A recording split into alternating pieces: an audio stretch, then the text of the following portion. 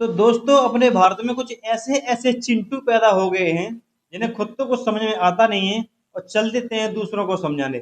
अब ये भाई है, अब ये मेरी वीडियो पर बोलता है कि संत रामपाल जी महाराज जी के शिष्यों को संत रामपाल जी महाराज जी ने कुछ समझा नहीं पाया, इसलिए उन्हें ज्ञान तो है नहीं, सिर्फ और सिर्फ वीडियो बनाने से मतलब है। तो पहले सुनते हैं इसने बोला क्या है। दोस्तों आपने ये दोहा बहुत बार सुना होगा, गुरु वेद पढ़े जो प्राणी समझ अनुसार रहे अज्ञानी। अब इस दोहे को हमने बहुत बार सुना है, लेकिन इसका सटीक एग्जांपल अब मैं रामपाल जी के कुछ ऐसे दो चेले दिखाऊंगा जो कि अज्ञानी ही रह गए, ये बस वीडियो बनाना जानते हैं, इनको सार समझ में आता नहीं, क्योंकि जब गुरु ने सार समझाया नहीं है तो इनको कहां से समझ आएगा। इस वीडियो को सुनते हैं पहले।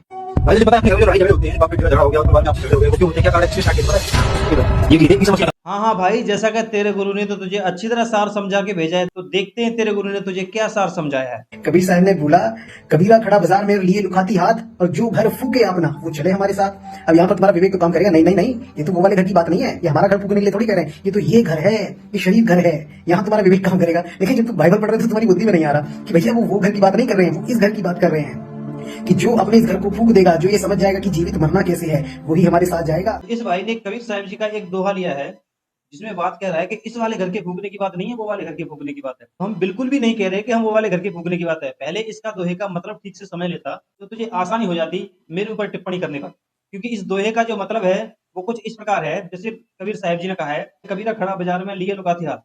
मतलब इसका पूरे दोहे का मतलब है कि कबीर साहब जी कहते हैं कि जिस प्रकार से मैंने अपने अंदर के सभी विकारों को नाश कर दिया है, उसी प्रकार से आपको अपने अंदर के सभी विकारों को नाश करना पड़ेगा। उसके बाद में तुम मेरे साथ चल सकते हो। न कि इस शरीर को फूकने की बात कबीर साहब जी कर रहे हैं। न कबीर साहब जी का कभी शरीर फूका है और ना ही वो इस शरीर को फूकने की बात कर रहे हैं। और जीवित मरने का मतलब शरीर को त्याग देना नहीं होता। जीवित मरने का मतलब होता है, जैसा कि संत रामपाल जी महाराज जी ने अपने सत्संगों में बताया है, जीवित मरने का मतलब होता है कि सभी प्रकार की बुराइयों को तत्क्षण में गुरु जी के आदेश अनुसार त्याग देना ही जीवित मरना कहलाता है।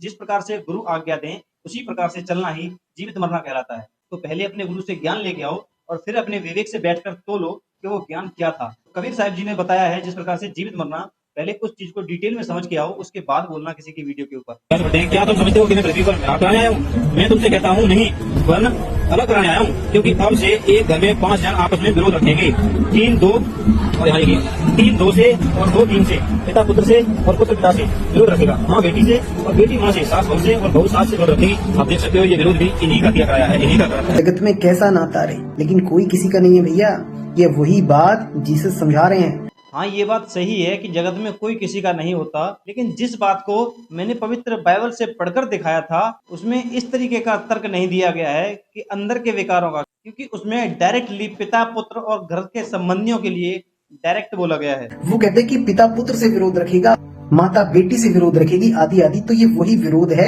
विरोध मतलब ये नहीं है कि झगड़ा शुरू हो जाएगा, विरोध का मतलब है कि इनका लगाव इनसे कम होता चला जाएगा, कि ये हाँ हमारी जिम्मेदारी है, माता पिता जिम्मेदारी है, लेकिन लगाव नहीं रखना है इनको। अब ये बेवकूफ भाई क्या कह रहा है कि धीरे धीरे करके इनका लगाव कम होता चला जाएगा। ये तो बोले हैं कि ये हमारी जिम्मेदारी है लेकिन लगाव कम हो जाएगा। विरोध करने का मतलब लड़ाई झगड़ा करना नहीं होता। तो पहले सबसे पहले तो इसे कक्षा 2 वाली क्लास में भेजो ताकि टीचर इसको विरोध का मतलब समझा सके कि विरोध का मतलब एक्चुअल में होता क्या है। विरोध का मतलब तो कक्षा 2 का बच्चा भी आराम से बता देगा क्या होता है। अब मैं बात करता हूँ मेन टॉपिक की। कितना भी ज्ञान हो जाने के पश्चात में कोई भी परिवार ये नहीं कहेगा कि तुम मेरे परिवार से पृथक हो जाओ, या कोई भी परिवार अपने परिवार में जिस उस तरह की भावना नहीं रखेगा जिस प्रकार की ये भावनाएं दर्शा रहा है। परमेश्वर कबीर साहब जी ने भी कभी यह नहीं कहा। हाँ, ये जरूर कहा है कि सभी पूरा परिवार एक तुम्हारा परिवार है और भक्ति करके चलना है, तो ये परिवार को परमात्मा का परिवार जान के इन सभी परिवार वासियों को परमात्मा के बच्चे जानकर तुम्हें ट्रीट करना है ताकि तुमसे कोई गलती ना बने। और जिस प्रकार की ये बात कर रहा है कि ये परिवार की बात नहीं हो रही है, काम क्रोध लोभ मोह अहंकार की बात हो रही है, तो उसमें साफ साफ पिता पुत्र भाई बहन जो भी है वो क्लियरली लिखा है। अगर आंखों से दिखाई न देता हो तो मेरी सलाह ये है कि सबसे पहले तुझे अपने मोतियाबिंद का ऑपरेशन करवाना चाहिए ताकि तुझे शुद्ध हिंदी पढ़ने में आ जाए और इससे पता लग सके कि वहां पर लिखा क्या है। वहां पर विकारों की बात नहीं हो रही है, जहां विकारों की बात होती है वहां अलग से समझ में आ जाता है। तो दूसरे की विवेक की बात जान रहा है भाई, पहले अपने विवेक को टटोल, कितना तेरा विवेक काम करता है। विरोध मतलब ये नहीं है कि झगड़ा शुरू हो जाएगा, और विरोध का मतलब झगड़ा ही होता है। विरोध का मतलब एक दूसरे से खींचातानी करना, एक दूसरे की बातों का विरोध करना। मतलब किसी ने अगर किसी को कोई बात कह दी तो उसका डटकर विरोध करना ही विरोध कहलाता है, न कि जो तूने अभी बताया है कि ये हाँ हमारी जिम्मेदारी है, माता पिता जिम्मेदारी है, लेकिन लगाव नहीं रखना है इनको।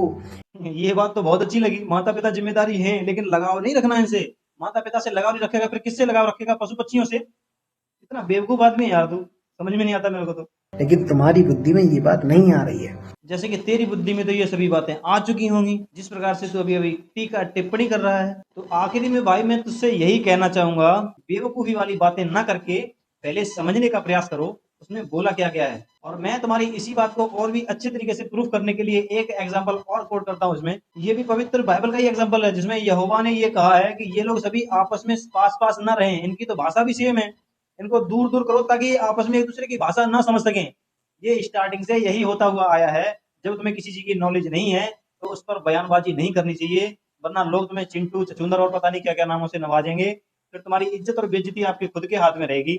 पवित्र बाइबल को या फिर पवित्र किसी भी सदग्रंथ को अगर समझना है तो संत रामपाल जी महाराज जी को सुनना पड़ेगा। ये तुम आज स्वीकार कर लो या कुछ टाइम बाद कर लेना, ये पत्थर की लकीर है।